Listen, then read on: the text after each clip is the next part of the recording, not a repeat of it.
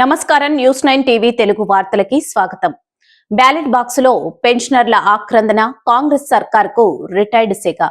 ప్రజాస్వామ్యానికి పండగలాంటి ఎన్నికలు జరుగుతుంటే అక్కడ ఓట్లు పడాలి, నాయకుల తలరాతలు మారాలి.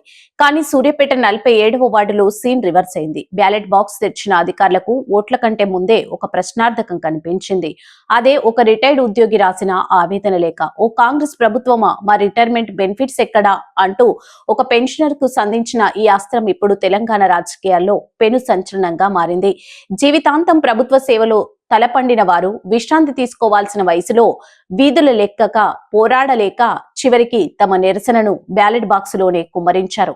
ఇది కేవలం ఒక లేఖ కాదు, రాష్ట్రంలోని వేలాది మంది రిటైర్డ్ ఉద్యోగుల గుండెకోత. నమ్మక ద్రోహం జరిగిందా?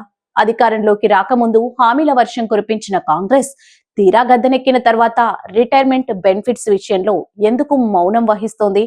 ఆర్థిక ఇబ్బందుల సాకు ఎంతవరకు నిజం? రాష్ట్ర ఖజానా ఖాళీగా ఉందన్న సాకులు చెబుతూ ఏళ్ల తరబడి కష్టపడి దాచుకున్న సొమ్మును ఆపడం ఎంతవరకు సమంజసం? ప్రజాస్వామ్య నిరసన తెలపడానికి ధర్నా చౌక్లు అక్కర్లేదు, సమ్మెలు చేయనక్కర్లేదు. బ్యాలెట్ బాక్స్ లో వేసే ఒక కాగితం ప్రభుత్వ పునాదులను కదిలిస్తుందని ఈ ఘటన నిరూపించింది. సూర్యాపేట సాక్షిగా బయటపడ్డ ఈ లేఖ ఇప్పుడు సోషల్ మీడియాలో దావాగ్నిలా వ్యాపిస్తుంది.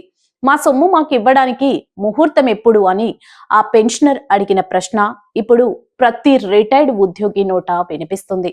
ప్రభుత్వం సంక్షేమ పథకాలకు ఇస్తున్న ప్రాధాన్యత తమకు రావాల్సిన బకాయిలపై చూపడం లేదని వారు ఆగ్రహం వ్యక్తం చేస్తున్నారు. ఇది కేవలం ఒక వార్డు సమస్య కాదు, ఇది ఒక వ్యవస్థాగత వైఫల్యం.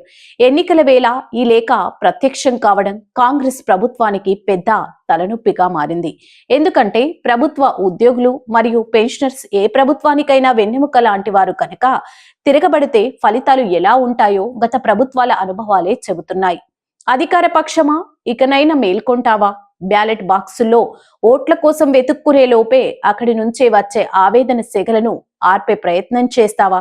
సూర్యాపేట లేఖ ఒక ఆరంభం మాత్రమే. ఇది రాష్ట్ర వ్యాప్త ఉద్యమంగా మారకముందే పెన్షనర్లు కన్నీళ్లు తుడవాల్సిన బాధ్యత మీపై ఉంది.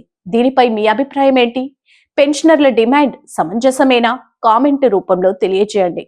నిరంతర వార్తల కోసం చూస్తూనే ఉండండి న్యూస్ 9 టీవీ తెలుగు. జై హింద్.